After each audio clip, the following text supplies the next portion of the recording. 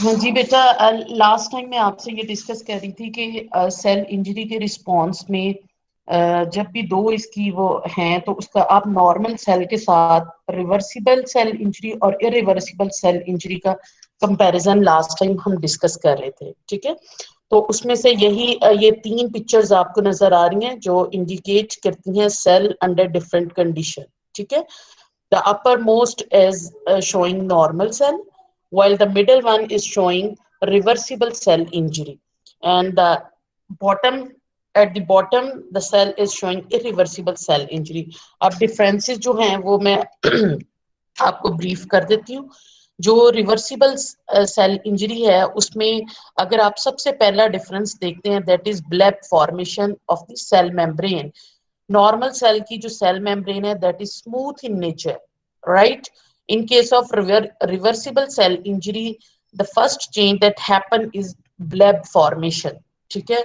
Next generalised swelling. Overall अगर आप cell के साइज को कंपेयर करते हैं नॉर्मल और रिवर्सिबल सेल इंजरी के केस में, ठीक है, दोनों का अगर आप कंपैरिजन करते हैं you can see the cellular swelling, right.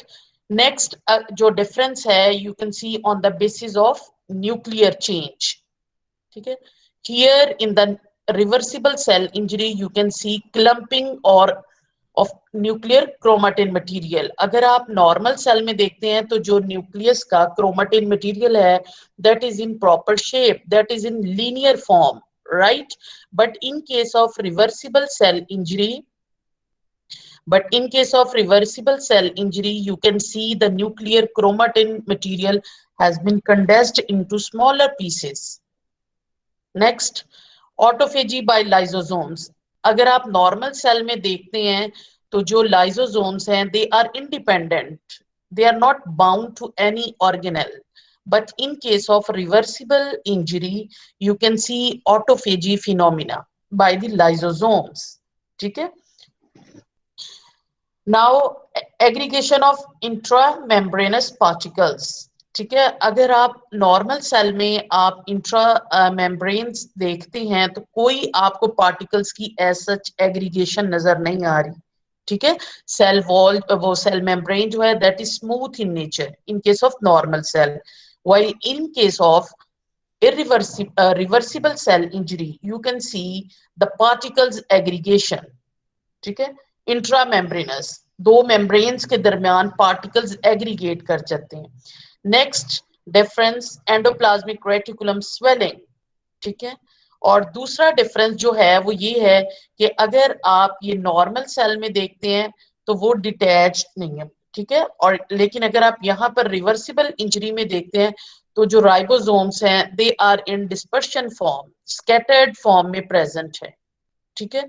और जो नॉर्मल सेल में है वो एक अरेंज्ड फॉर्म में एक प्रॉपर पैटर्न में राइबोसोम्स जो हैं वो एंडोप्लाज्मिक रेटिकुलम पर प्रेजेंट है। But in case of reversible cell injury you can see dispersion of the ribosomes.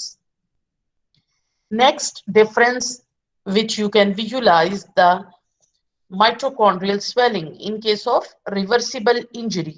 Here you can see the comparison of size of the mitochondria in the normal cell as well as in the reversible cell injury. Reversible cell injury में mitochondria से regarding दो तरह से changes आती हैं। First one is the size, ठीक है। जो रिवर्सिबल सेल इंजरी है वहां पर उसकी सेलुलर स्वेलिंग या माइटोकॉन्ड्रियल स्वेलिंग डेवलप हो जाती है, राइट। और दूसरा डिफरेंस जो आप माइटोकॉन्ड्रियल लेवल पे ऑब्जर्व करते हैं वो ये है कि यहाँ पर small densities mean small particles aggregate कर जाते हैं in case of reversible cell injury, while in case of normal cell mitochondria are free, no any particle is accumulated or aggregated on the mitochondria, right. Next अब आते हैं irreversible cell injury when the limit crosses, ठीक है। जो भी इटियोलॉजीज हैं जिनके response में सेल इंजरी होती है अगर वो इटियोलॉजीज रिमूव ना हो, ठीक है, तो उसके रिस्पॉन्स में cell has undergone irreversible cell injury. Clear. अब इरिवर्सिबल सेल इंजरी में आप डिफरेंसेस देख सकते हैं। The first one is rupture of lysosomes and autolysis. ठीक है, जो लाइसोसोम्स हैं उसकी जो मेम्ब्रेन है, लाइसोसोमल मेम्ब्रेन जो है वो रप्चर कर जाती है, और उसके अंदर जो भी एंजाइम्स, जो भी उसकी प्रोडक्ट्स हैं, they get released into the cells. ठीक है, और इसी फिनोमिना को हम कहते हैं autolysis, self breakage. Clear. Next अगर आप देखते हैं माइलिन फिगर, ठीक है, वो भी डिसरप्ट हो जाती है। लाइसिस ऑफ एंडोप्लाज्मिक रेटिकुलम, अगर आप यहाँ पर नॉर्मल सेल में और रिवर्सिबल सेल इंजरी में एंडोप्लाज्मिक रेटिकुलम देखते हैं, तो वहां पर एक प्रॉपर इंटेग्रेशन प्रेजेंट है, उनकी प्रॉपर शेप प्रेजेंट है। But in case of irreversible cell injury, lysis of the endoplasmic reticulum happen. ठीक है, नेक्स्ट जो डिफरेंस मेजर है वो यहाँ पर ये है, जो माइटोकॉन्ड्रिया होते हैं नॉर्मल सेल में, they are free of densities, they are free of particles, but in case of reversible cell injuries, small densities are present on the mitochondria, while in case of irreversible cell injury, larger densities, means larger particles are accumulated, ठीक है, which leads to mitochondrial swelling. Okay अच्छा जी, अब अगर हम यहाँ पर देखते हैं तो यहाँ पर आपको न्यूक्लियस से रिलेटेड कुछ टर्म्स नजर आ रही हैं, पिक्नोसिस, कैरियोलाइसिस एंड कैरियोरेक्सिस। अब हम इरिवर्सिबल सेल इंजरी जो है उसको डिस्कस करेंगे इन डिटेल। ठीक है, इरिवर्सिबल सेल इंजरी की जो बेस्ट एग्जांपल कोट कर सकते हैं हम, दैट इज नेक्रोसिस। ठीक है, क्लियर। Yes ma'am. ओके अब नेक्रोसिस अगर आप यहाँ पर देखें, जहां पर मैं कर्सर मूव कर रही है, तो ये न्यूक्लियस से रिलेटेड कुछ टर्म्स हैं, पिक्नोसिस, कैरियोलाइसिस एंड कैरियोरेक्सिस। ठीक है, this is the part of the necrosis. Necrosis हम कैसे डिफाइन करते हैं जी, anyone, what is necrosis? Accidental ma'am accidental accidental death cell होगी death ma'am, cell death. due ठीक है, to any accidental cell pathological death. responses. इसमें दो चीजें आप डिफाइन करते हैं जब भी आप नेक्रोसिस को डिफाइन करते हैं, that is on the basis of cellular level, first one. Second is it is accidental, not program, not required by your body. ठीक है, तो इसी को अब हम लेटर ऑन लेके चलते हैं इरिवर्सिबल सेल इंजरी की नेक्रोसिस को। ठीक है, ये तीनों टर्म्स जो हैं मैं आपको ये अभी नेक्रोसिस के पॉइंट ऑफ व्यू से डिफाइन करती हूँ। ठीक है, so necrosis, accidental cell death. Ma'am जब भी आप नेक्रोसिस को डिफाइन करते हैं, you will always define on the basis of cellular level and accidental. So learning outcome for today's lecture is to understand the concept of necrosis, and you will be able to differentiate between different types of necrosis. Now, here is the picture that is representing necrosis on the basis of nucleus. जब भी आप necrosis को define करते हैं, हम कहते हैं कि जी एक्सीडेंटल सेल डेथ। ठीक है, अगर हम माइक्रोस्कोपिक लेवल पे बात करते हैं या हम सेलुलर लेवल पे बात करते हैं, तो उसमें हम न्यूक्लियस की डेथ जो है उसको डिफाइन करते हैं। न्यूक्लियस की डेथ इंडिकेट नेक्रोसिस। ठीक है, आपको पता है न्यूक्लियस जो है that is the liveability part of the cell. अगर न्यूक्लियस नहीं है, it means cell is death. ठीक है, सो जब भी हम नेक्रोसिस डिफाइन करते हैं माइक्रोस्कोपिक लेवल पे, we always define on the basis of nucleus. अगर न्यूक्लियस लाइव है, it means cell is live. Nucleus dead है, सेल इज डेड। राइट, अब जो न्यूक्लियस की लाइवेबिलिटी डिफाइन करती है सेलुलर लाइफ को, उसके तीन आप कह सकते हैं स्टेप्स हैं।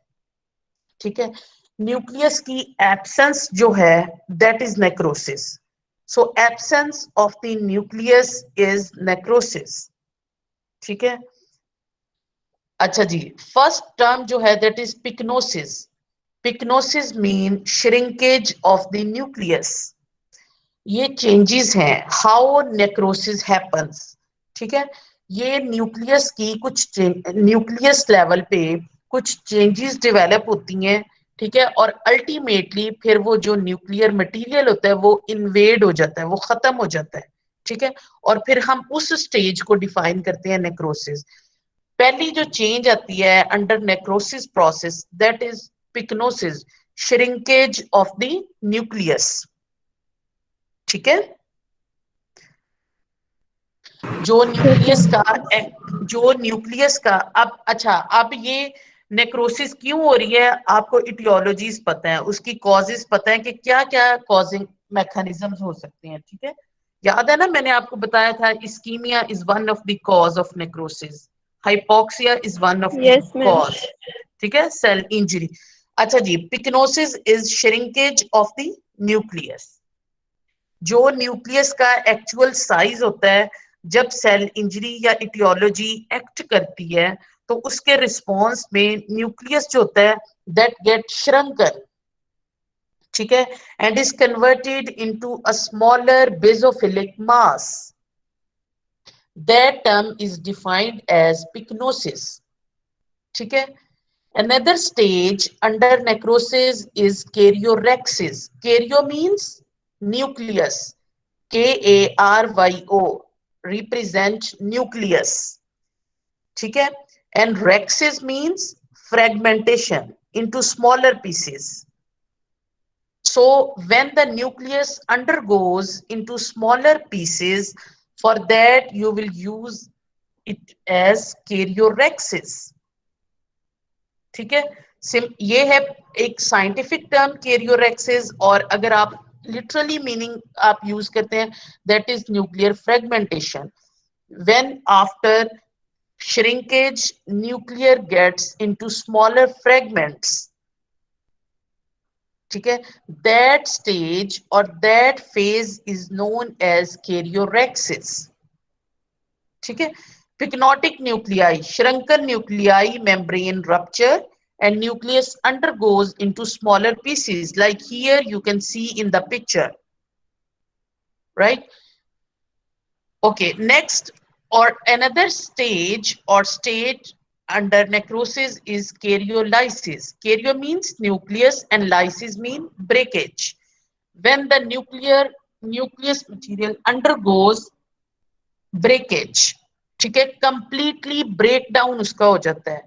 Chromatin dissolution. अब यहां पर अगर आप इसका कलर देखते हैं बेसोफिलिक मास है. ठीक है, कैरियोरेक्सिस में भी दो के वो स्मॉलर फ्रेगमेंट्स में कन्वर्ट हो गया, बट इसमें क्या होता है क्रोमाटिन मटेरियल कंडेंस्ड फॉर्म में ही रहता है. लेकिन यहां पर कैरियोलाइसिस में चेंज क्या आती है दैट इज क्रोमाटिन डिसोल्यूशन. अगर आप यहां पर देखते हैं तो क्रोमाटिन के छोटे छोटे मटेरियल जो है वो डिसॉल्व हो जाते हैं. ठीक है, ये वाला जो मटेरियल था ये स्मॉलर पीसेस में डिसॉल्व हो जाता है. वो डिसॉल्व क्यों होता है? By the action of DNases and RNases. ठीक है, ये जो एंजाइम्स हैं डीएनएजेस एंड आरएनएजेस, ये क्या करते हैं, ये जो न्यूक्लियर क्रोमाटिन मटेरियल होता है कंडेंस्ड फॉर्म में, श्रंकन फॉर्म में, ये स्मॉलर पीसेस में डिसॉल्व हो जाता है बेसिकली. ठीक है, अब इनमें से जो भी स्टेट हो अल्टीमेटली उनका रिजल्ट क्या है that is nuclear dissolution. Nucleus जो होता है यहाँ पर जो ऑर्गेनेल्स आपके प्रेजेंट हैं, ठीक है, साइटोप्लाज्म में जो डिफरेंट ऑर्गेनेल्स प्रेजेंट हैं वो क्या करते हैं, इस ब्रोकन पार्ट को, स्मॉलर फ्रेगमेंट्स को डिसॉल्व, जो क्रोमाटिन मटेरियल है उनको डिसॉल्व कर लेते हैं, उनको ऑटोफेजी का फिनोमिना शो कर देते हैं. Nuclear dissolution. ठीक है, पिक्नोसिस हो या कैरियोरेक्सिस हो या कैरियोलाइसिस हो, अल्टीमेटली तीनों का रिजल्ट जो है that is nuclear dissolution. And when nuclear dissolution happen, nuclear dissolution means कि ये वाले जो फ्रेगमेंट्स हैं इनको साइटोप्लाज्म में जो भी ऑर्गेनेल्स प्रेजेंट हैं वो उनको फेजी का फिनोमिना शो करते हैं और वो डिसॉल्व हो जाते हैं. और अल्टीमेटली जो सेल प्रेजेंट है that becomes a nuclear without nucleus, ठीक है, and that stage is known as necrotic cell. Is it clear? Yes, ma'am. Okay. So here are the different mechanisms that are responsible for necrosis: hypoxia, free radical induced injury, cell membrane damage, increased intracellular calcium level. ये याद है ये क्यों होता है, calcium level से कैसे necrosis होती है? आपको एक मैंने फ्लो डायग्राम दिखाई थी माइटोकॉन्ड्रिया से रिलेटेड, जिसमें Yes, लो ma'am. प्रोडक्शन होती Yes, है ma'am. और इनफ्लक्स ऑफ कैल्शियम इंक्रीज कर जाता है. जब भी सेल के अंदर कैल्शियम का लेवल अप हो जाता है, ठीक है, इंक्रीज कर जाता है, तो उससे क्या होता है, वाटर कंटेंट्स ज्यादा एब्जॉर्ब होते हैं उस सेल के अंदर, ठीक है, और फिर ये actually leads to cellular swelling. Swelling. ठीक है, तो ये मैकेनिज्म्स हैं इसके कुछ. Okay, now different types of necrosis.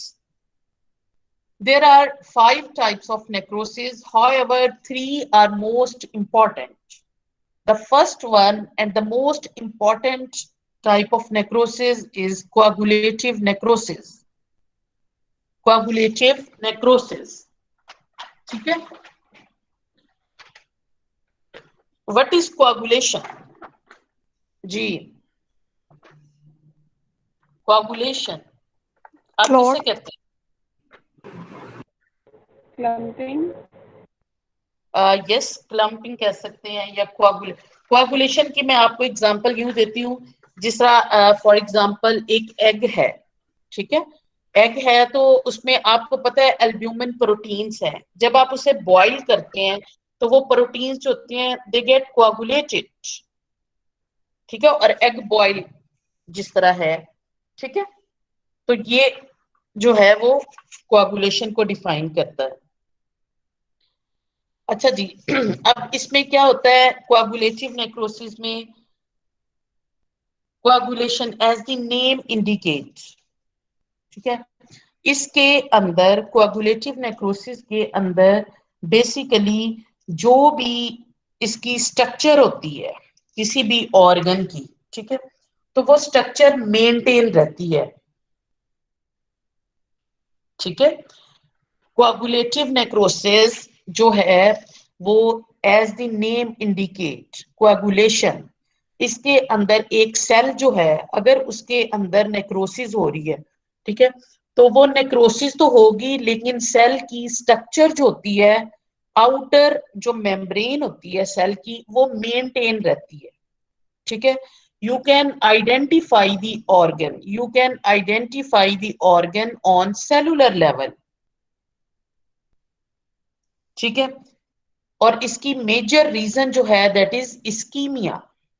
कोआगुलेटिव किसी भी बॉडी पार्ट को, किसी भी बॉडी सेल को जब इस्कीमिक कंडीशन डेवलप होती है, ठीक है, तो उसके रिस्पॉन्स में जो नेक्रोसिस की टाइप डेवलप होती है दैट इज कोआगुलेटिव नेक्रोसिस. ठीक है, अब कोआगुलेटिव नेक्रोसिस कैसे डिफाइन करते हैं या ये कैसे डेवलप होती है? इसमें मैंने आपको बताया जिस तरह सेल्स जो होते हैं वो मेंटेन रहते हैं, सेल की जो आउटर मेम्ब्रेन है वो इंटैक्ट रहती है. ठीक है, आप आइडेंटिफाई कर सकते हैं माइक्रोस्कोपिकली कि ये लिवर सेल्स हैं, ये लंग सेल्स हैं, ये किडनी सेल्स हैं. ठीक है, तो टिश्यू जो होता है, लेकिन जो सेलुलर डिटेल्स होती हैं, सेलुलर डिटेल्स मीन न्यूक्लियस. ठीक है, whenever I am talking about cellular details you should understand I am talking about nucleus, right? तो इसमें क्या होता है कोआगुलेटिव नेक्रोसिस में, सेलुलर स्ट्रक्चर या outline of the cell maintain रहती है लेकिन सेलुलर डिटेल्स जो होती हैं वो लॉस्ट हो जाती है. क्लियर? अब इसकी एग्जांपल मैंने आपको जिस तरह पहले दी है, अगर आप जो एक एग है, ठीक है, आप उस एग को हाई टेम्परेचर देते हैं, बॉइलिंग वो टेम्परेचर देते हैं, तो जो एग की प्रोटीन्स हैं जो या जो भी उसकी स्ट्रक्चर्स हैं, जो एल्ब्यूमिन्स हैं, दे गेट कोआगुलेटेड। ठीक है, और आप जब उसको आफ्टर बॉइलिंग देखते हैं तो एग की शेप जो होती है वो मेंटेन रहती है। ठीक है, तो यहां से इसको कहा गया है कोआगुलेटिव नेक्रोसिस। ठीक है, अच्छा, अब अगर आपको मैं एग्जांपल इसकी या माइक्रोस्कोपिकली आप इसको देखते हैं तो यहाँ पर here is the picture that is showing कोआगुलेटिव necrosis in the spleen. ठीक है, ये ग्रॉस पिक्चर है स्प्लीन की। ठीक है, अब यहाँ पर ग्रॉसली आप कैसे इसको विजुलाइज करते हैं नेक्रोसिस को? अगर आप इस पूरी स्प्लीन को विजुलाइज करें तो यहाँ पर आपको कुछ एरियाज व्हाइटिश या येलोइश नजर आ रहे हैं। ठीक है, वो क्यों है? These are the necrosed areas. ठीक है, यहाँ पर इस एरियाज में स्प्लीन में नेक्रोसिस डेवलप हो गई है। अब देखिए, सबसे पहली चेंज जो ग्रॉस लेवल पे आई है वो ये है कि उसमें कलर चेंज आ गई है। याद है मैंने आपको प्रैक्टिकल में एक बताया था कि जब भी आप कोई भी डायग्नोसिस करते हैं तो आपके कुछ पैरामीटर्स होते हैं, स्ट्रक्चर, शेप, कलर, ठीक है, उसकी कंसिस्टेंसी। तो अब यहाँ पर अगर आप कोआगुलेटिव नेक्रोसिस में सबसे पहले देखते हैं तो यहाँ पर कलर चेंज आ जाती है, वो व्हाइटिश या येलोइश कलर हो जाता है जहां पर भी नेक्रोसिस हुई हो। अब माइट पॉसिबल के इस एरिया में इस्कीमिया डेवलप हुआ हो, इस एरिया में जो आपको व्हाइटिश नजर आ रहा है। ठीक है, यहाँ पर प्रॉपर ब्लड सप्लाई नहीं थी, प्रॉपर ब्लड सप्लाई होने ना होने के रिस्पॉन्स में वहां पर नेक्रोसिस डेवलप हो गई है। ठीक है, अब इसमें अगर आप देखते हैं यहाँ पर तो यहाँ पर इसकी जो शेप जो है वो तो मेंटेन्ड है। ठीक है, उसकी स्ट्रक्चर जो है वो मेंटेन्ड है, लेकिन सेलुलर डिटेल्स लॉस्ट हो गई हैं। अब कलर चेंज क्यों आई है? यहाँ पर प्रॉपर ब्लड सप्लाई नहीं है, इस एरिया को सारी को प्रॉपर ब्लड सप्लाई थी, इसलिए उसका कलर भी मेंटेन्ड है, शेप भी मेंटेन्ड है। यहाँ पर जो है सबसे पहले कलर जो है इसका मिस वो हुआ है डिस्कलर। ठीक है, डिस्कलरेशन यहाँ पे डेवलप हुई है due to loss of blood supply. ठीक है, और ये व्हाइटिश क्यों अपीयर हुआ है? Due to loss of blood supply. ठीक है, अब हमारे भी बॉडी के किसी पार्ट को ब्लड सप्लाई ना हो तो अल्टीमेटली वहां पर डिस्कलरेशन डेवलप हो जाती है। क्लियर? इसी तरह अगर आप यहां पर भी देखें, this is the picture that is showing kidney. ठीक है, अब किडनी में क्या है? अगर आप यहां पर देखें तो इसमें भी इस्कीमिया, कुछ आपको व्हाइटिश लाइंस नजर आ रही हैं, ये यहाँ पर, ये भी, ये भी। ठीक है, तो ये व्हाइटिश एरियाज जो होते हैं वो बेसिकली रिप्रेजेंट करते हैं नेक्रोसिस को। ठीक है, due to loss of blood supply. अच्छा जी, अब अगर हम बात करते हैं at microscopic level, here you can see coagulative necrosis in the liver. ठीक है, this is the gross picture of liver.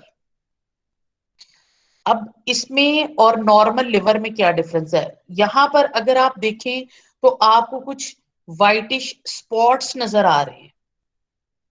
ठीक है, येलोइश और व्हाइटिश आपको कुछ स्पॉट्स नजर आ रहे हैं, आ रहे हैं नजर? Yes ma'am. ओके, ठीक है, पहले आप अगर ये वाली पिक्चर देखें, this is the normal liver.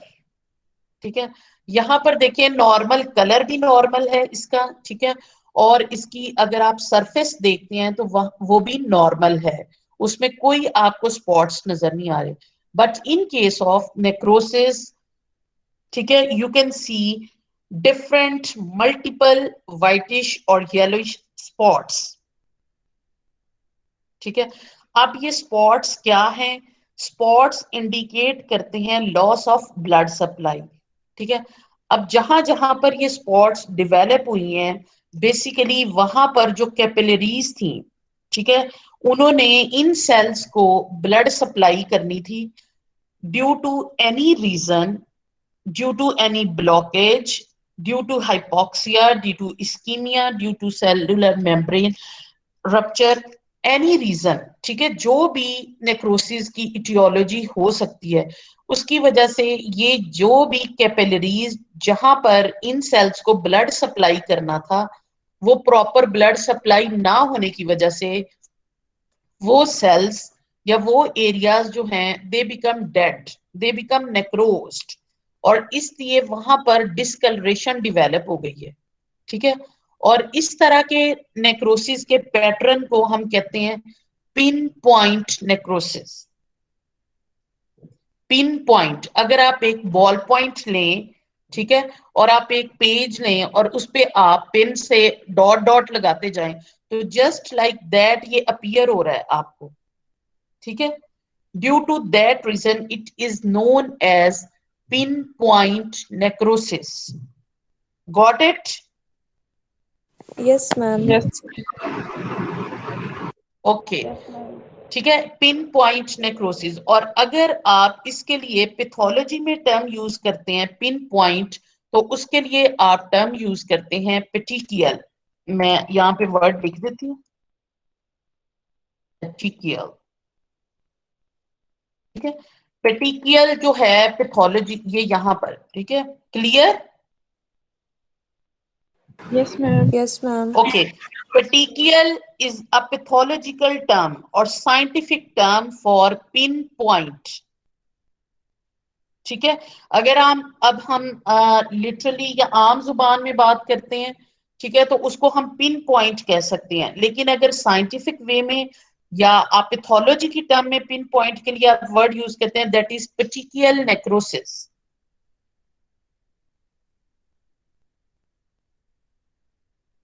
ठीक है, Yes, ma'am. ओके। अच्छा जी, अब इसमें जो ये जिस तरह मैंने आपको बताया कि यहाँ पर ब्लड सप्लाई जो है वो लॉस्ट हो गई, और जिसकी वजह से यहाँ पर आपको ये वाइटिश स्पॉट्स नजर आ रहे हैं, ठीक है। एक तो ये रीजन है, और दूसरी रीजन इसकी ये है, यहाँ पर जिस तरह ये वाली पिक्चर आपने देखी है, यहाँ पर ये इसकी शेप जो है वो मेंटेन्ड क्यों है, ठीक है। इसके अंदर जितनी भी साइटोप्लाज्मिक प्रोटीन्स हैं बेसिकली, ठीक है, साइटोप्लाज्मिक प्रोटीन्स जो होती हैं वो डी नेचर होने से वो कोआगुलेट कर जाती हैं, ठीक है, जिसकी वजह से वो प्रॉपर एक वहां पर एक सॉलिड सा मटेरियल रहता है, ठीक है। इन case of coagulative necrosis, her type में जितनी भी नेक्रोसिस की टाइप है, हर टाइप में उसका वेरिएबल रिस्पॉन्स होता है, ठीक है। अब कोआगुलेटिव नेक्रोसिस में आप क्या रिस्पॉन्सेस देख रहे हैं? डिस्कलरेशन, और दूसरा वहां पर सॉलिड मटेरियल मेंटेन रहता है, और तीसरा उसकी जो मेम्ब्रेन होती है या सेल मेम्ब्रेन या आउटर स्ट्रक्चर होती है वो भी मेंटेन रहती है, ठीक है।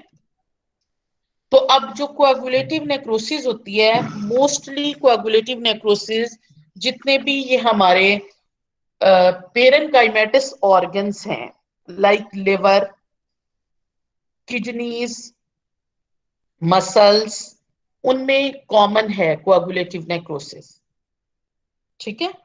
जितने भी पेरेनकाइमेटस ऑर्गन्स होते हैं, जिनमें पेरेनकाइमा जो होता है मच अबंडेंट फॉर्म में होता है, ठीक है, like liver, kidneys, spleen, muscles, ठीक है, उन सब में कोआगुलेटिव नेक्रोसिस जो होती है that is most commonly reported, ठीक है। तो अब ये था कोआगुलेटिव नेक्रोसिस में, इसकी कॉजेस मैंने आपको बता दी हैं, ठीक है। वो इस्कीमिया भी हो सकता है, टॉक्सिन्स भी हो सकती हैं, केमिकल्स पॉइजनस भी हो सकते हैं, ठीक है। और जिस तरह मैंने आपको एग की एग्जांपल दी है, तो इट मींस थर्मल इंजरी भी हो सकती है, ठीक है, बर्न्स हो सकते हैं। तो ये सारी कॉमन कॉजेस हैं ऑफ कोआगुलेटिव नेक्रोसिस।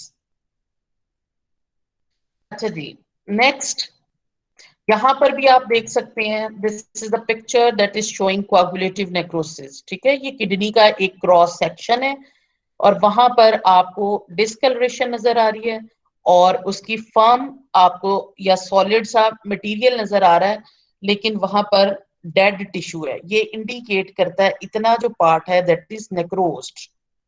ठीक है, और कौन सी टाइप की नेक्रोसिस है? Coagulative necrosis. ठीक है, अच्छा जी, अब है microscopic features of coagulative necrosis. ये आपने हिस्टोलॉजी में लिवर की स्लाइड देखी है, just like here you can सी। ठीक है, ये लिवर की स्लाइड है। अगर आपको मैं ब्रीफ सा इसकी हिस्टोलॉजी डिफाइन कर दूं, वैसे तो आपको आनी चाहिए, ठीक है, ब्रीफली मैं आपको बता देती हूँ। आपने जब हिस्टोलॉजी में देखी होगी तो आपने इसका पढ़ा होगा कि जी जो लिवर के सेल्स होते हैं they are known as hepatocytes and those cells are hexagonal in shape. ठीक है, और डिफरेंट हेपेटोसाइट्स जो होते हैं, जो डिफरेंट हेपेटोसाइट्स होते हैं, ठीक है, वो यूनाइट करते हैं to form a cord like structure. ठीक है, कॉर्ड लाइक स्ट्रक्चर। अब जिस तरह यहां पर देखें, चूंकि ये एक प्रकार से या वैसे ज्योमेट्रिक वे से तो नहीं बनाया होता, ये नेचुरली होता है, तो इसमें रैंडम इसकी अरेंजमेंट्स होती हैं। ठीक है, अगर ये आप एक सेल की बात करते हैं, दिस इज वन हेपेटोसाइट। ठीक है, this is another hepatocyte. Different hepatocytes unite to form a cord-like structure. ठीक है, which is known as hepatic cord. ठीक है, and this is central vein. Between two hepatic cord is a space which is known as, क्या कहते हैं इस space को? लगता है हिस्टोलॉजी भूल गए हैं। मैम पढ़ा ही नहीं है। ये यस मैम, ये हिस्टोलॉजी नहीं की पढ़ा था। आपने लिवर की स्लाइड नहीं देखी थी हिस्टोलॉजी में? No ma'am. No ma'am. Okay, अच्छा जी, ये फिर तो आपको जरा डिटेल में पढ़ाना पड़ेगा। ये लिवर का माइक्रोस्कोपिक व्यू है। ठीक है, इसकी अगर आप हिस्टोलॉजी देखते हैं, ये जैसे ही आपकी इंशाल्लाह फिजिकल क्लासेस या ऑफलाइन स्टार्ट होती हैं तो इसकी आप स्लाइड्स भी देखेंगे। ठीक है, this is the central vein. ठीक है, और जो लिवर है उसके सेल्स को आप कहते हैं hepatocytes. Different hepatocytes unite to form a cord like structure which is known as hepatic cord. Like here you can see, this is one hepatocyte having single large nucleus. This is another hepatocyte having centrally located nucleus. This is another hepatocyte.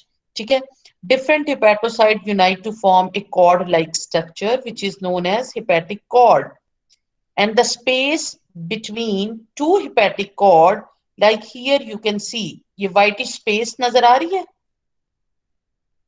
Yes yes ma'am. Ma'am. इस space को आप कहते हैं sinusoidal spaces. Sinusoidal spaces. ठीक है, जिस तरह यहां पर भी देखें, ये भी एक कॉर्ड है, ये भी एक कॉर्ड है, इसके दरमियान भी एक छोटी सी स्पेस है जिसको आप कहते हैं साइनसॉइडल स्पेसेस। साइनसॉइडल स्पेसेस में कैपिलरीज प्रेजेंट होती हैं जो कि ब्लड सप्लाई करती हैं to each and every hepatocyte. ठीक है, और यहां पर स्पेशलाइज्ड सेल्स प्रेजेंट होते हैं, मैक्रोफेजेस। ठीक है, जिनको आप कहते हैं, लिवर के मैक्रोफेजेस को आप क्या कहते हैं? हाँ जी, वॉन कुफर सेल्स। ये तो पढ़ा है कि नहीं? Yes ma'am. ओके, भूल गए हैं, पढ़ा सारा ही है आपने। मैम ये फिजियो में पढ़ा था। फिजियो में भी, मैम ये तो नहीं हिस्टोलॉजी में पढ़ा स्लाइड भी देखी होगी आपने। मैम, लेकिन ये सब कुछ नहीं पढ़ा था। चलें चलें, आप पढ़ लें, भूलेंगे तो नहीं ना अब? इंशाल्लाह मैम नो मैम। इंशाल्लाह नहीं। मैम ओके, रेपिटेशन होती रहेगी तो नहीं भूलेंगे, नहीं होगी तो फिर भूल जाता है बंदा। भूल जाएंगे। ठीक है, अच्छा जी, ठीक है, तो ये था इसकी हिस्टोलॉजी नॉर्मल। अब यहां पर आपने एक चीज ऑब्जर्व करनी है, each and every cell of the liver, each and every hepatocyte having nucleus, single nucleus। ठीक है, अब नेक्रोसिस में, अब यहाँ पर जो कर्सर में मूव करेंगे, ये 1 हिपेटोसाइट है, ठीक है, ये इसका हेजी सा साइटोप्लाज्म है और आपको डार्क कलर का एक न्यूक्लियस नजर आ रहा है, ठीक है। इसी तरह ये हिपेटोसाइट है, ये एक हिपेटोसाइट है जिसके अंदर न्यूक्लियस है, ठीक है। अब आपका जो टारगेट है वो आपने कोआगुलेटिव नेक्रोसिस को माइक्रोस्कोपिकली आइडेंटिफाई करना है, ठीक है। ये तो नॉर्मल स्लाइड है। मैंने आपको शुरू में लेक्चर में पैथोलॉजी में ये आपको बताया था कि पैथोलॉजी अंडरस्टैंड करने के लिए आपको हिस्टोलॉजी आनी चाहिए, फिजियोलॉजी आनी चाहिए, ठीक है। अब ये तो है नॉर्मल, लेकिन कोआगुलेटिव नेक्रोसिस को आप कैसे आइडेंटिफाई करेंगे under microscope? Here is the picture of liver, ठीक है, showing कोआगुलेटिव necrosis. What is the difference here? हाँ जी, ये नॉर्मल स्लाइड मैंने आपको दिखा दी है, ठीक है। अब आपने मुझे डिफरेंसेस बताने हैं यहाँ पर इस स्लाइड में। There is little sinusoidal species. Okay, आप वो एक गेम होती है जिसमें वो करते हैं कि जी दो पिक्चर्स लगा देते हैं, वो कहते हैं डिफरेंसेस बताएं, ठीक है। तो this is just like that game. ये नॉर्मल पिक्चर है, ठीक है। सबसे पहला डिफरेंस ये आपने नोट करना है, यहाँ पर हर जो हिपेटोसाइट है उसके अंदर न्यूक्लियस प्रेजेंट है under normal condition. But what is your observation here? Ma'am यहाँ पर नजर नहीं आ न्यूक्लियस रहा। है। Yes, specially in this area no nucleus is central vein के प्रेजेंट करीब इन द सेल, ठीक है। Is it clear? Yes ma'am. Yes, ठीक है। और मैंने आपको नेक्रोसिस की डेफिनेशन शुरू में यही बताई थी कि absence of the nucleus indicate cell necrosis, ठीक है। So no nucleus is visible in the hepatocyte, so it means hepatocytes are necrosed, ठीक है, इस एरिया में, ठीक है।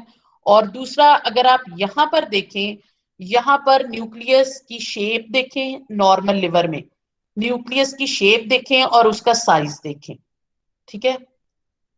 गौर से देखें। Have you seen, have you observed? Yes ma'am. Okay, now see here. छोटे से आपको ये नजर आ रहे हैं nucleus? What is the yes, difference? ma'am. What is the Ma'am, difference? shrinkage होगी. Ma'am yes, shrinkage it of is nucleus. Pyknosis. Pyknosis बताइए ना मैंने अभी आपको stage, shrinkage of the nucleus. Yes ma'am. Yes, ma'am. Okay, this is pyknotic stage, and here you can see completely disruption of the nucleus. So this is the picture showing two stages, completely disruption or complete absence of the nucleus, ठीक है। और in this area you can see pycnosis, shrinkage of the nucleus, condensation of the nucleus. Clear? Yes ma'am. Yes, ma'am. Okay, अच्छा, अब यहाँ पर जो मैंने अभी आपसे पहले बात की है कोआगुलेटिव नेक्रोसिस के पॉइंट ऑफ व्यू से, मैंने आपको कहा था कि उसकी शेप जो होती है वो मेंटेन रहती है, ठीक है। अब यहाँ पर अगर आप देखते हैं तो आपको हिपैटिक कॉर्ड्स जो होती हैं वो तो नजर आ रही हैं, आप आइडेंटिफाई कर सकते हैं कि ये लिवर की स्लाइड है, ऐसा ही है। Yes ma'am. लेकिन सेलुलर डिटेल्स जो हैं वो लॉस्ट हैं। Cellular details means nucleus.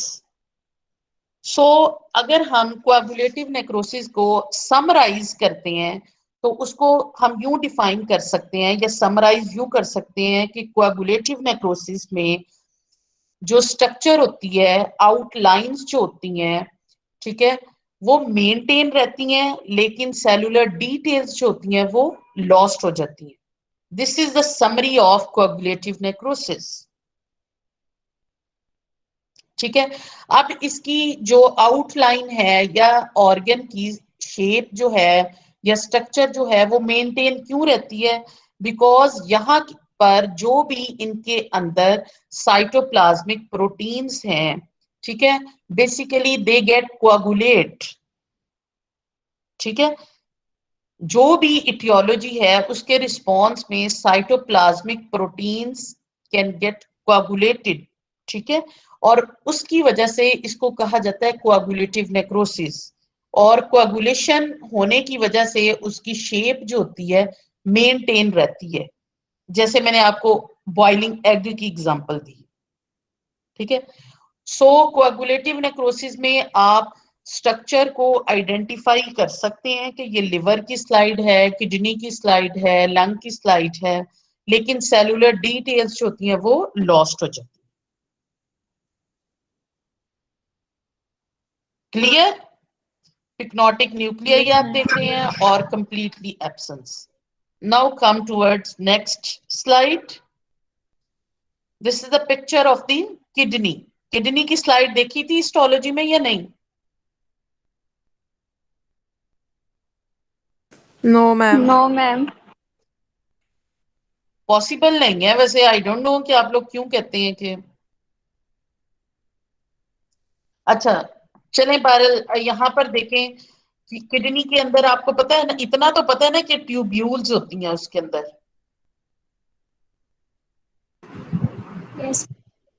ठीक है, ट्यूब्यूल्स को आप जस्ट लाइक वाटर पाइप जो होता है वो आप कंसीडर करें और आप उसका क्रॉस सेक्शन लें, तो ये आपको उन ट्यूब्यूल्स के क्रॉस सेक्शंस नजर आ रहे हैं यहाँ पर। This is one cross section of the tubule. This is another cross section of the tubule. This is another section of the tubule. Basically ये किडनी का क्रॉस सेक्शन है जिसमें ट्यूब्यूल के क्रॉस सेक्शंस नजर आ रहे हैं। और किडनी की जो एपिथीलियम होती है, एपिथीलियम का तो पता है कि नहीं? Yes ma'am. ओके, किडनी की जो ट्यूबुलर एपिथीलियम होती है दैट इज कुबाइडल इन शेप। पता है ना उसकी कितनी शेप्स की होती हैं एपिथेलियम? स्क्वेमस, मुझे लगता है हिस्टोलॉजी भी पढ़ानी पड़ेगी पहले। स्क्वेमस शेप, यस मैम, ये स्क्वेमस कुबाइडल मैम, ये कुबाइडल, फिर पढ़ा आपने है। कुलमनर पढ़ी होगी, ठीक है। तो जो किडनी की होती है दैट इज कुबाइडल इन शेप, ठीक है। तो ये आपको कुबाइडल नजर आ रही है ट्यूब्यूल्स की, छोटे छोटे आपको न्यूक्लियस नजर आ रहे हैं ना? Yes ma'am. Yes ma'am. ठीक है, तो ये कुबाइडल एपिथेलियम को रिप्रेजेंट करती है। अब आपने कोआगुलेटिव नेक्रोसिस जो किडनी में देखनी है वो आपने किस बेसिस पे आइडेंटिफाई करनी है? हाँ जी, व्हाट इज द डिफरेंस? अगर आप यहां पर ट्यूब्यूल का क्रॉस सेक्शन देखते हैं तो वहां पर पूरे क्रॉस सेक्शन के सर्कमफेरेंस के साथ न्यूक्लियस प्रेजेंट है, ठीक है। अब आपने इसको 10x पे या 40x पे जब हम मैग्नीफाई करके ट्यूब्यूल्स का देखते हैं तो what is the difference in the tubules? हाँ जी, अब आपने मुझे बताना है।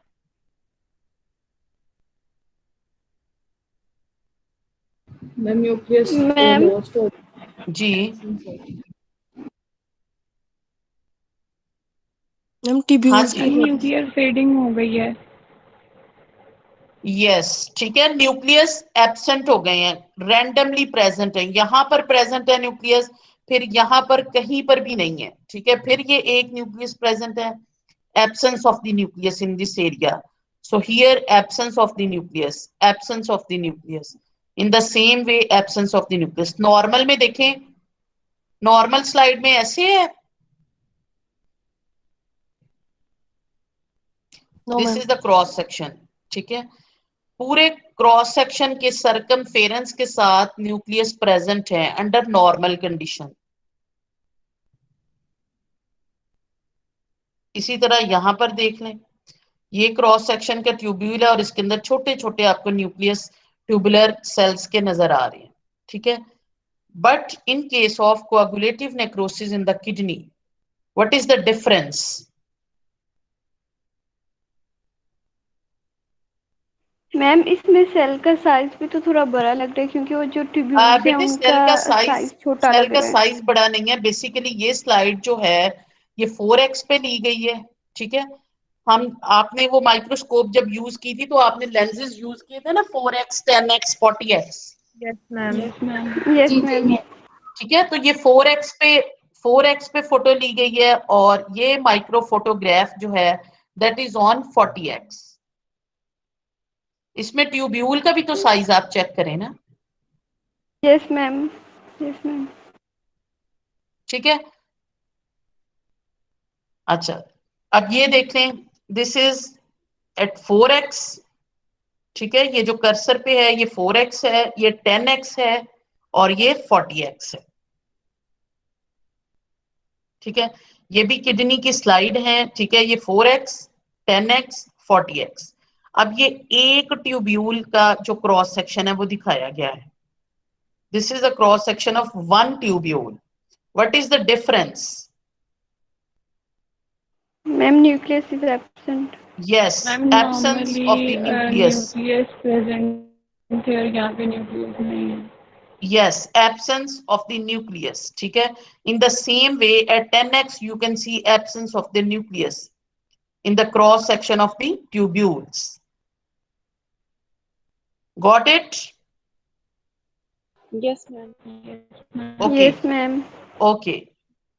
So this was all about coagulative necrosis. Only one type of necrosis we have discussed. ठीक है, next is liquefactive necrosis. इसके बाद आपकी कोई क्लास तो नहीं है?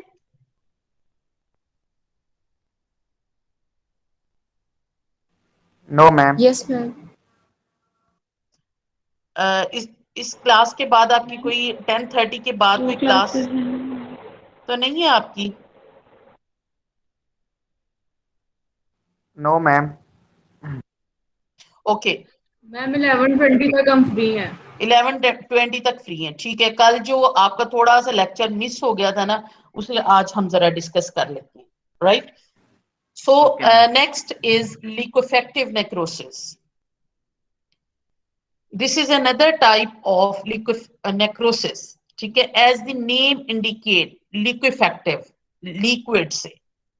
ठीक है, अब जिस तरह लास्ट टाइम मैंने आपको बताया कोआगुलेटिव नेक्रोसिस में कि जितने भी बॉडी के पेरेनकाइमेटस ऑर्गन्स होते हैं लाइक लिवर, किडनी, तो उनमें कोआगुलेटिव नेक्रोसिस जो है वो कॉमनली रिपोर्टेड है। तो लिक्विफेक्टिव नेक्रोसिस जो है that is much more common in brain. ठीक है, लिक्विफेक्टिव नेक्रोसिस जो है वो ब्रेन में मोस्ट कॉमन है। अब उसकी रीजन क्या है? ठीक है, उसकी रीजंस क्या है कि ब्रेन में क्यों होती है? बेसिकली पहले मैं आपको ब्रीफ से ये बताती हूँ कि ये लिक्विफेक्टिव से इसका नेम वो है जिस तरह कोई सेमी सॉलिड सा सब्सटेंस होता है। अगर आपको मैं एग्जांपल दूं एक एब्सेस की, ठीक है, जिसे हम आम जुबान में फिंसी या फोड़ा कहते हैं। ठीक है, उसको अगर आप देखते हैं जब जैसे ही वो रप्चर करते हैं तो उसमें से पस निकलती है, सेमी सॉलिड सा सब्सटेंस निकलता है। ठीक है, तो उस बेस पे इस नेक्रोसिस का नाम दिया गया है लिक्विफेक्टिव नेक्रोसिस। ठीक है, जिस तरह कोआगुलेटिव नेक्रोसिस में आपने सॉलिड सा या फर्म सा टिश्यू देखा था, ठीक है, कि उसकी मेंटेन रहती है, लेकिन इसके केस में जहां पर भी ये लिक्विफेक्टिव नेक्रोसिस जिस एरिया में जिस सेल में डेवलप होती है, ठीक है, वहां पर सेमी सॉलिड सा सब्सटेंस डेवलप हो जाता है। ठीक है, लिक्विफाइड सब्सटेंस डेवलप हो जाता है। ठीक है, जिसको हम आम जुबान में पस कहते हैं। ठीक है, तो इस वजह से इसको लिक्विफेक्टिव नेक्रोसिस कहते हैं। और लिक्विफेक्टिव नेक्रोसिस जो होती है मोस्टली हाइपोक्सिया की वजह से डेवलप होती है, हाइपोक्सिया या इस्कीमिया की वजह से। ठीक है, अच्छा अब इसमें ये ब्रेन में क्यों डेवलप होती है उसकी कुछ रीजंस हैं। ठीक है, एक तो जब हम अगर ब्रेन की बात करते हैं तो उसमें जो होते हैं फैटी कंटेंट्स जो होते हैं वो ज्यादा होते हैं। ठीक है, समझ आ रही है? Yes ma'am. ठीक है, अब इसमें क्या होता है कि इसमें ऑटोलिसिस होती है बेसिकली, और दूसरा जो ब्रेन में जो भी एंजाइम्स या सीएनएस में जितने भी एंजाइम्स होते हैं, ठीक है, तो वो मच अबंडेंट अमाउंट में होते हैं। ठीक है, तो ये एक रीजन है। ठीक है, एक तो एंजाइम्स जो होते हैं वो इसमें मच अबंडेंट होते हैं इन सीएनएस। ठीक है, इस वजह से लिक्विफेक्टिव नेक्रोसिस। और दूसरा जो होता है, जो ब्रेन टिश्यू होता है या सीएनएस जो होता है, that is among the soft tissues. ठीक है, सॉफ्ट होता है, इसमें जो पेरेन्काइमा या हार्ड टिश्यूज जो होते हैं वो एब्सेंट होते हैं। इस वजह से वहां पर लिक्विफेक्टिव एंजाइम्स की अबंडेंट अमाउंट, सॉफ्ट टिश्यू होने की वजह से, ठीक है, ये यहाँ पर जो है वो डेवलप होती है लिक्विफेक्टिव ब्रेन में। क्लियर? Yes ma'am. ओके। अच्छा, अब यहाँ पर जो ग्रॉसली होता है, जब हम जहां पर भी किसी एरिया में, जिस तरह मैंने आपको अभी एक एग्जांपल दिया एब्सेस की। ठीक है, एब्सेस क्या होता है? अ कैविटी दैट कंटेन पस। ठीक है, जिसे हम आम जुबान में फोड़ा कहते हैं या फिंसी कहते हैं। ठीक है, तो उसको पैथोलॉजी की टर्म में कहते हैं एब्सेस। ये मैं स्पेलिंग भी कर देती हूँ, आपको बता देती हूँ। ठीक है, abscess, abscess. Clear? A cavity that contain yes. a cavity that contain pus is an example of liquefactive necrosis. ठीक है, अगर आपसे पूछा जाए कि लिक्विफेक्टिव नेक्रोसिस की बेस्ट एग्जांपल क्या हो सकती है, दैट इज एन एब्सेस। ठीक है, यस मैम। अब ग्रॉसली या विद नेकेड आई जब हम ऑब्जर्व करते हैं तो लिक्विफेक्टिव नेक्रोसिस जो होती है वो एक कैविटी होती है जिसके अंदर फ्लूइड या सेमी सॉलिड सब्सटेंस या पस प्रेजेंट होती है। ठीक है, अब इसकी कॉजेज मैंने आपको बता दी हैं कि वो इस्कीमिया भी हो सकता है, हाइपोक्सिया भी हो सकता है, कोई भी पायोजेनिक माइक्रो ऑर्गेनिजम्स भी हो सकता है। पायोजेनिक माइक्रो ऑर्गेनिजम्स वो वाले माइक्रो ऑर्गेनिजम्स होते हैं विच आर पस प्रोड्यूसिंग, जो पस प्रोड्यूस करते हैं। ठीक है, लाइक स्टेफलोकोकस। ठीक है, और वहां पर यस मैम। जहां पर ऐसे पायोजेनिक बैक्टीरियल अटैक होता है या ऐसे पर्टिकुलर ऑर्गन्स में, जिस तरह जहां पर एंजाइम्स की अबंडेंट अमाउंट होती है लाइक सीएनएस। ठीक है, तो वहां पर जब इस्कीमिया, हाइपोक्सिया या पायोजेनिक बैक्टीरिया का अटैक होता है तो वहां पर वो ऑटोलिसिस का फिनोमिना होता है। ठीक है, और अगर बायोजेनिक बैक्टीरिया है तो वो पस प्रोड्यूस करेंगे। इसी तरह कुछ टॉक्सिन्स जो हैं वो वहां पर सेमी सॉलिड सब्सटेंस क्रिएट कर देते हैं। तो अल्टीमेटली वहां पर एक कैविटी सी क्रिएट हो जाती है जिसके अंदर वो फ्लूइड या लिक्विफाइड सब्सटेंस डेवलप हो जाता है। ठीक है, और वहां पर जो स्ट्रक्चर होती है वो टोटली डिसरप्ट हो जाती है। क्लियर? समझ आ रही है? Yes ma'am. यस ठीक मैम। है, थक गए ओके। हैं। ओके, अब वहां पर अगर आप ये देखते हैं माइक्रोस्कोप या ग्रॉसली पिक्चर, ये मैं आपको दिखा देती हूँ इसकी। ठीक है, here is the brain, normal brain. ठीक है, आपने अगर एनाटॉमी में भी इसका पढ़ा होगा, ठीक है, तो वहां पर ये गायरी होती हैं, इसमें कुछ डिप्रेशंस होती हैं। ठीक है, कुछ आउटवर्ड्स होते हैं ब्रेन में नॉर्मल। लेकिन अब लिक्विफेक्टिव नेक्रोसिस जो आपका टारगेट है, here you can see the cross section of the brain.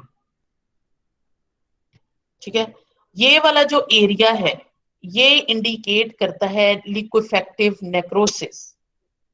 ठीक है, एक कैविटी सी है और उसके अंदर ये फ्लूइड सा है, लिक्विफाइड सब्सटेंस है। लिक्विफेक्टिव necrosis in brain. Clear? Yes ma'am. Yes ma'am. Okay,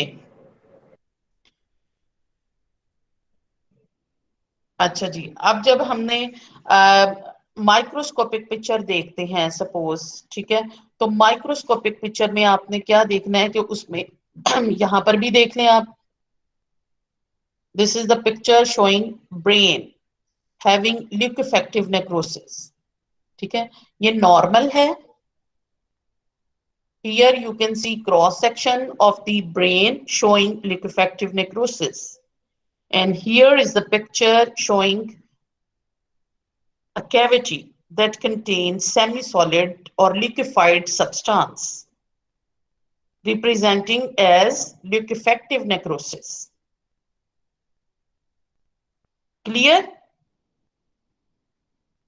अच्छा जी, Yes, ma'am. अब जब हम माइक्रोस्कोपिक बात करते हैं तो माइक्रोस्कोपिक पिक्चर जब आप देखेंगे लिक्विफेक्टिव नेक्रोसिस की, तो उसकी जो जिस तरह आपने कोआगुलेटिव में स्ट्रक्चर मेंटेन रहती थी, ठीक है, आप आइडेंटिफाई कर सकते थे ऑर्गन को, but in case of liquefactive necrosis no structure as well as cellular details are maintain, ठीक है, कोई भी इसकी आप ये कह सकते हैं कि आर्किटेक्चर या उसकी स्ट्रक्चर मेंटेन नहीं रहती, वो लॉस्ट हो जाती है, as well as cellular details. Cellular details तो हर नेक्रोसिस में लॉस्ट होनी, लेकिन इसके अंदर इसकी जो स्ट्रक्चर होती है ऑर्गन की वो भी लॉस्ट हो जाती है। You are unable to identify either it is brain tissue or any other tissue, ठीक है, आप इस बेस पे जहां पर लिक्विफेक्टिव नेक्रोसिस डेवलप होती है, अगर जस्ट आप उतने एरिया को फोकस करते हैं, ठीक है, तो आप उसको आइडेंटिफाई नहीं कर सकते, ठीक है। However, surrounding tissue is helpful to identify which tissue you are observing, ठीक है। अब यहां से जो सेल्स होंगे, जो स्ट्रक्चर होगी सराउंडिंग एरियाज में, वो तो आपको क्लू देंगे, वो तो आपको आइडिया देंगे कि ये कौन सा टिश्यू है, ठीक है। तो ये वाला जो लिक्विफाइड एरिया है वो उसमें एवरीथिंग इज लॉस्ट, उसका आर्किटेक्चर या उसकी आउटलाइन भी लॉस्ट हो जाती है, as well as cellular details. Clear? Yes, ma'am. Okay, here you can see liquefactive necrosis, ठीक है। यहां से तो आप आइडेंटिफाई कर लेंगे कि आप कौन सा ऑर्गन ऑब्जर्व कर रहे हैं, ठीक है, लेकिन यहां पर एवरीथिंग इज लॉस्ट, उसकी आउटलाइन भी लॉस्ट हो जाती है और सेलुलर डिटेल्स भी लॉस्ट हो जाती है। Clear? Okay, Yes, ma'am. next is caseous necrosis. This is another type of necrosis. It is considered as lying between coagulative and liquefactive necrosis, ठीक है। अब इसमें क्या होता है, generally caseous, as the name indicate caseous, casein क्या है, casein that is a milk protein, ठीक है। तो वहां से चीज, जो चीज है, ठीक है, चीज में क्या होता है, केजीन होती है ना। अब उस चीज की अपीयरेंस की बेस पे, चीज की अपीयरेंस की बेस पे इस नेक्रोसिस का नाम दिया गया है केजियस नेक्रोसिस, ठीक है। जिस एरिया में, जिस टिश्यू में केजियस नेक्रोसिस डेवलप होती है, अगर हम ग्रॉसली उस एरिया को जब ऑब्जर्व करते हैं तो वहां पर चीज लाइक अपीयरेंस होती है, ठीक है, व्हाइटिश चीज लाइक अपीयरेंस होती है, और उसी की रिजेम्बलेंस की बेस पे इसको कहा जाता है caseous necrosis.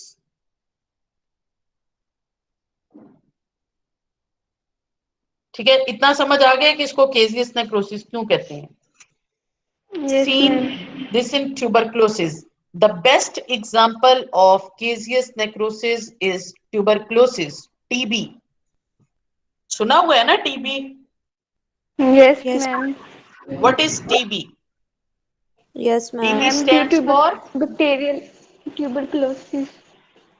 T.B stands for ma'am tuberculosis. Tuberculosis. बेटे ट्यूबरक्लोसिस तो है, लेकिन T.B इसकी एब्रीविएशन ट्यूबरक्लोसिस के आप क्या करते हैं? TB ऐसे ही करते हैं ना? T yes ma'am. यस तो ma'am. T stands for and B stands for क्या होता है?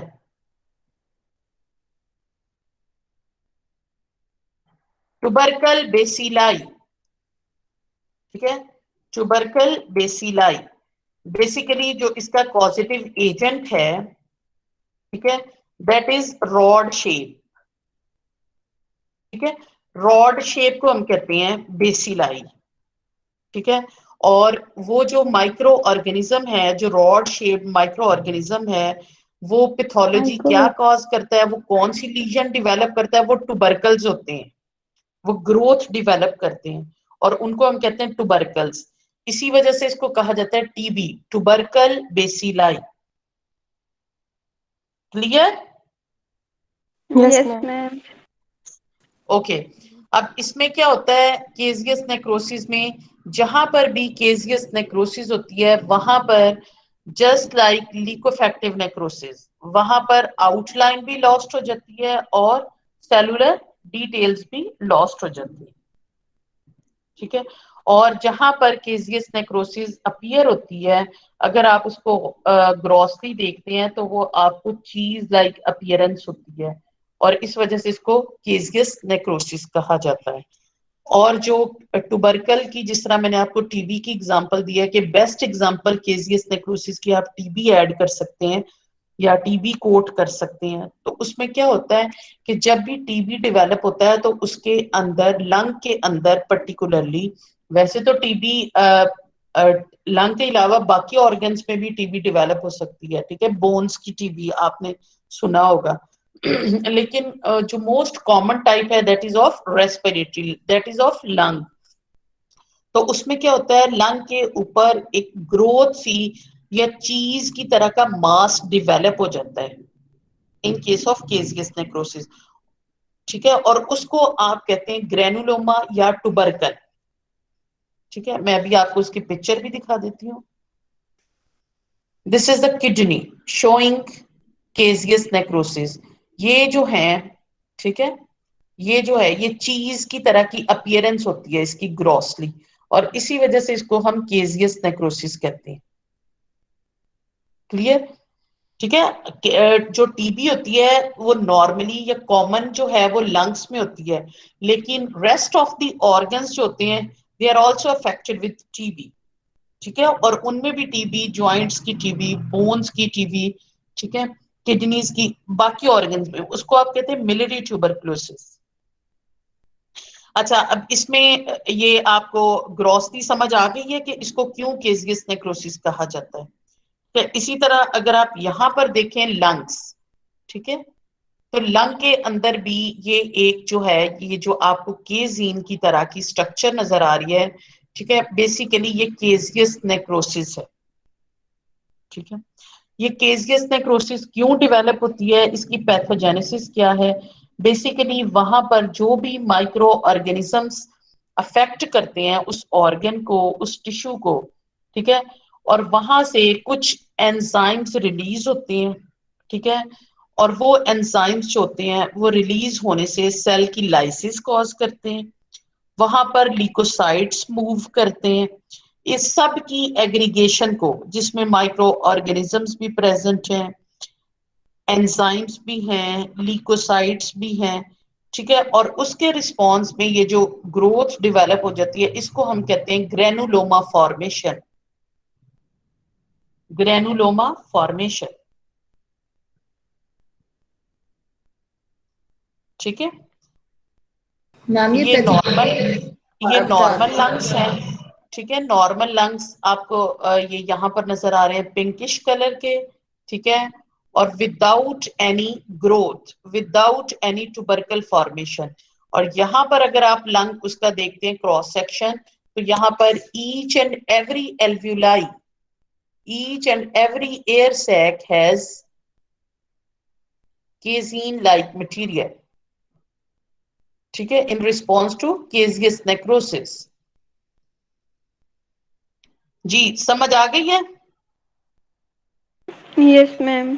Yes, okay ma'am. ओके ठीक है। This is the microscopic picture showing caseous necrosis. ठीक है, अब यहाँ पर ये जो है, ये जो अभी आपने ग्रॉस पिक्चर देखी है, ये ठीक है, ये जो आपको केजियस पार्ट नजर आ रहा है, बेसिकली ये उसी की रिप्रेजेंटेशन है, ये वाली माइक्रोस्कोपिक।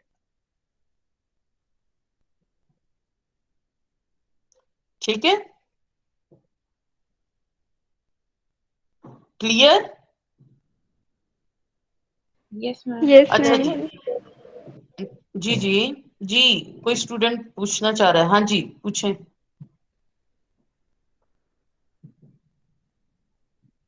हाँ जी, have you any question?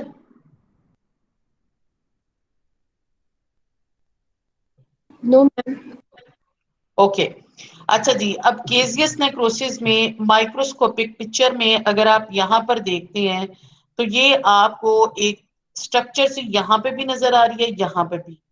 Basically these are giant cells, giant cells, GI, ये जिस तरह वो घूस नहीं होते, ये देखिए मैं आपको स्पेलिंग में लिख देती हूँ, जाइंट सेल्स।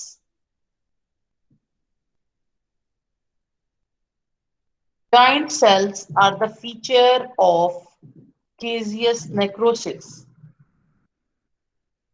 ठीक है, ये जो क्रॉनिक केसेस होते हैं, आपको पता है ना, टीबी जो है वो एक क्रॉनिक डिजीज है, नॉट एक्यूट। Yes, ma'am. ठीक है, जब भी क्रॉनिक केसेस होते हैं, केजियस नेक्रोसिस के क्रॉनिक केसेस होते हैं, तो उनमें जाइंट सेल्स होते हैं, वो एक इंपॉर्टेंट माइक्रोस्कोपिक फीचर होता है। Now what are giant cells? ठीक है, आपको पता है एक्यूट जब भी कोई इंफेक्शन होती है, कोई भी नेक्रोसिस होती है, या कोई भी डिफेंस मैकेनिज्म, न्यूट्रोफिल मूव करते हैं। क्रॉनिक केसेस में मैक्रोफेजेस मूव करते हैं। Giant cells basically are the aggregation of macrophages. ठीक है, these are the large cells. ठीक है, अब इनके जो न्यूक्लियाई होते हैं, they are arranged at the periphery. ठीक है, बेसिकली जाइंट सेल्स होते हैं, they are formed by the fusion of multiple macrophages. ठीक है, मल्टीपल मैक्रोफेजेस से, और इसी की वजह से ये इनका लार्ज साइज होता है, और उनके न्यूक्लियाई जो होते हैं, they are arranged at the periphery. ठीक है, ये जहां पर भी माइक्रोस्कोपिकली आपको जाइंट सेल्स नजर आए, वो इंडिकेट करते हैं chronic infection and severe infection. ठीक है, जब मैक्रोफेजेस अकेले जो होते हैं वो कंपनसेट ना कर सकें, उस इन्फेक्शन को खत्म ना कर सकें, तो ultimately with the passage of time different macrophages unite to form bigger cells which are known as giant cells. ठीक है, तो जाइंट सेल्स की प्रेजेंस रिप्रेजेंट करती है क्रॉनिक एंड सीवियर इन्फेक्शन। ठीक है, अब माइक्रोस्कोपिकली जब आप केजियस नेक्रोसिस को विजुलाइज करते हैं अंडर माइक्रोस्कोप, तो आपको एक स्पेसिफिक पैटर्न नजर आता है, जो आपने यहाँ पर ग्रेनुलोमा या केजियस नेक्रोसिस का ये देखा था। ठीक है, तो इसी की माइक्रोस्कोपिक रिप्रेजेंटेशन अगर आप देखते हैं, तो उसमें क्या होता है, सेंट्रली जो होता है वो केजियस नेक्रोज्ड एरिया होता है। ठीक है, के सेंटर में केजियस नेक्रोसिस होता है, और उसकी उस नेक्रोज्ड एरिया के पेरिफेरी पे सेलुलर इनफिल्ट्रेशन होती है। सेलुलर इनफिल्ट्रेशन मींस ल्यूकोसाइट्स वहां पर मूव करते हैं, उस जो नेक्रोज्ड एरिया होता है उसके इर्द गिर्द ल्यूकोसाइट्स एक्यूमुलेट हो जाते हैं, एग्रीगेट कर जाते हैं। ठीक है, तो इस जो एग्रीगेशन ऑफ द ल्यूकोसाइट्स होती है उसको हम कहते हैं ल्यूकोसिटिक इनफिल्ट्रेशन।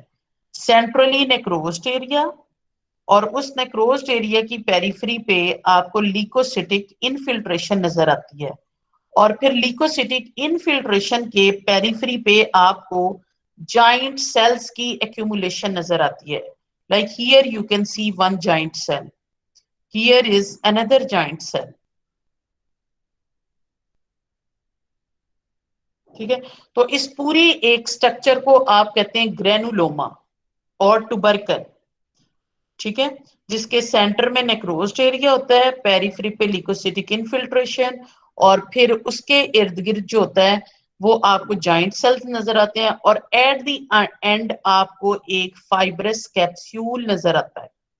ठीक है, फाइब्रस कैप्सूल क्यों होता है ये देखें, जिस तरह यहां पर आप देखें, this is centrally necrosed area, this is leukocytic infiltration, and here is fibrous capsule formation. fibrous capsule formation जो होती है वो नेचुरली प्रेजेंट होता है। वो क्यों करता है कि ये जो इन्फेक्शन है, ये जो नेक्रोसिस है, ये स्प्रेड ना करे टुवर्ड्स नॉर्मल एरियाज। ठीक है, ताकि ये इन्फेक्शन नेचर जो है वो एक कैप्सूल इस लीजन के अराउंड डेवलप कर देती है। ठीक है, and that capsule is a protective mechanism. ठीक है, and that capsule is a protective mechanism. वो प्रोटेक्टिव मैकेनिज्म किस तरह है, ताकि ये इन्फेक्शन अगर कोई पायोजेनिक माइक्रो ऑर्गेनिज्म है या कोई भी टॉक्सिन्स की वजह से है, तो वो कैप्सूल जो है वो प्रोटेक्ट करता है नॉर्मल टिश्यू को फ्रॉम दिस टिश्यू। ठीक है, फ्रॉम दिस अफेक्टेड टिश्यू। समझ आ गई है? And whole this structure is known as tubercle or granuloma. Ji clear? Yes, ma'am. Okay. Here you can see giant cells. ठीक है, caseous necrosis, ये भी यहां पर भी देखें, ये सेंट्रली नेक्रोज्ड एरिया और साइडों पे ल्यूकोसिटिक इनफिल्ट्रेशन है, और एट द एंड एक फाइब्रस कैप्सूल डेवलप हो जाता है, और इस पूरी स्ट्रक्चर को आप कहते हैं टुबरकल और granuloma. Clear? Here this is the giant cell, large sized cell having multiple nuclei, and these nuclei are arranged at the periphery of the cell.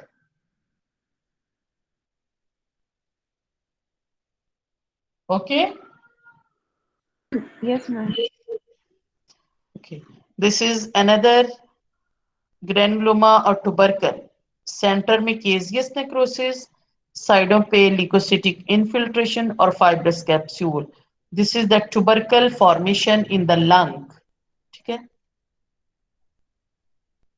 Here another you can see granuloma, centrally necrosed area, leukocytic infiltration, giant cells, and here is fibrous capsule, and this is normal tissue. And this is known as granuloma. Whole this structure is known as granuloma. And granuloma or tubercle formation is the characteristic feature of caseous necrosis. Okay? Yes, ma'am. Okay. This was all about 3 important types of necrosis: coagulative necrosis, liquefactive necrosis, and caseous necrosis. If you have any question regarding these 3 types of necrosis, you can ask one by one. ठीक है, next lecture में हमें जो बाकी इसकी types हैं वो discuss करेंगे। ठीक है जी, एनी क्वेश्चन? जाइंट सेल्स है वो कैप्सूल के अंदर वाली साइड पे होंगे कि उससे बाहर वाली साइड पे होंगे? सॉरी मैम, जाइंट सेल्स जो है वो कैप्सूल के अंदर वाली साइड पे होंगे कि बाहर? यस, अंदर वाली साइड पे, अंदर वाली साइड पे। ठीक है, capsule is the outermost covering. जी नेक्स्ट। हाँ जी, समझ आ गई है?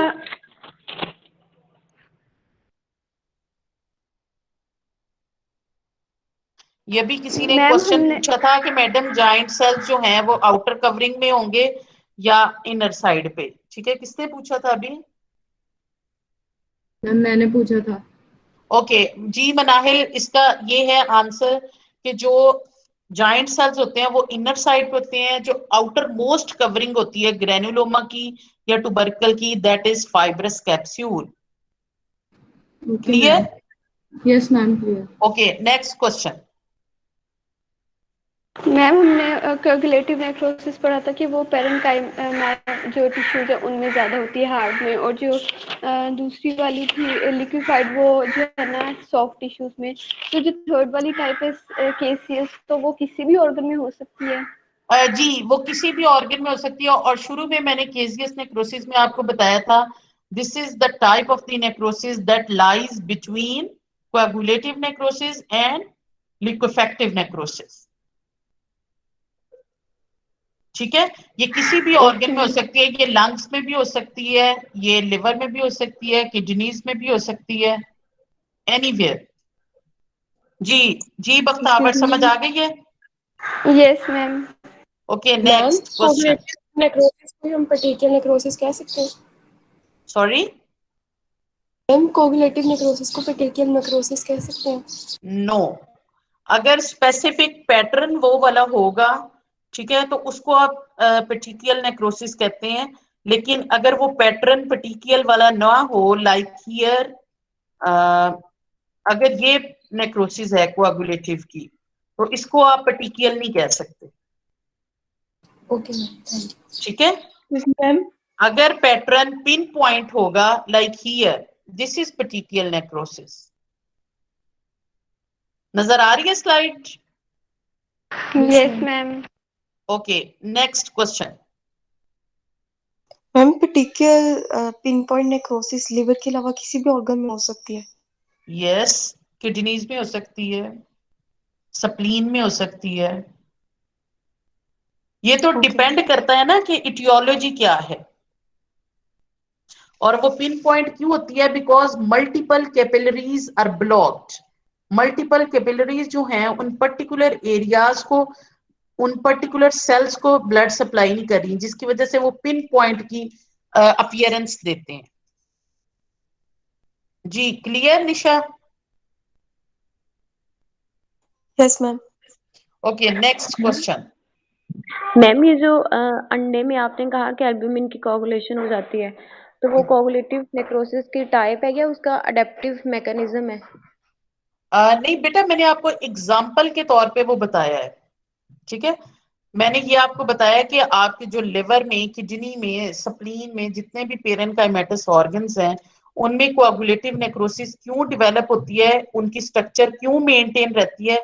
बिकॉज सेल के अंदर या साइटोप्लाज्मिक प्रोटीन्स जितनी भी होती हैं वो कोआगुलेट कर जाती हैं। ठीक है, और इसी वजह से हम इसको कोआगुलेटिव नेक्रोसिस कहते हैं। और इसकी मैंने आपको एग्जांपल कोट किया, जिस तरह एग बॉईल करते हैं तो उसकी भी तो शेप मेंटेन रहती है ना। वो क्यों मेंटेन रहती है? उसकी प्रोटीन कोआगुलेट कर जाती है। ठीक है, तो इसी तरह कोआगुलेटिव नेक्रोसिस में जो शेप हेपेटिक कॉर्ड्स की, जिस तरह मैंने आपको पिक्चर भी दिखाई थी कि उसकी शेप मेंटेन रहती है, लेकिन cellular details means nucleus absent हो जाते हैं। जी क्लियर? मैम मतलब वो एग की नेक्रोसिस तो नहीं हो रही होती ना, वो आपने जस्ट बेटे एग्जांपल एग दी। की नेक्रोसिस नहीं है, एग की तो मैंने आपको एग्जांपल दी है। नेक्रोसिस तो हमारी बॉडी के किसी ऑर्गन में या सेल में होनी है ना। ओके मैम, थैंक ठीक है, एग की जो बात है वो तो एक एग्जांपल मैंने आपको दी है। एग में नेक्रोसिस नहीं हो रही। हमारी बॉडी के अंदर डिफरेंट सेल्स हैं, सेल्स के अंदर डिफरेंट प्रोटीन्स हैं, वो जब प्रोटीन कोआगुलेट कर जाती हैं, that is an example of coagulative necrosis. जी next, next question.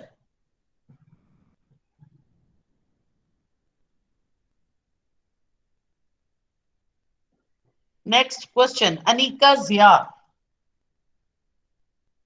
Yes ma'am.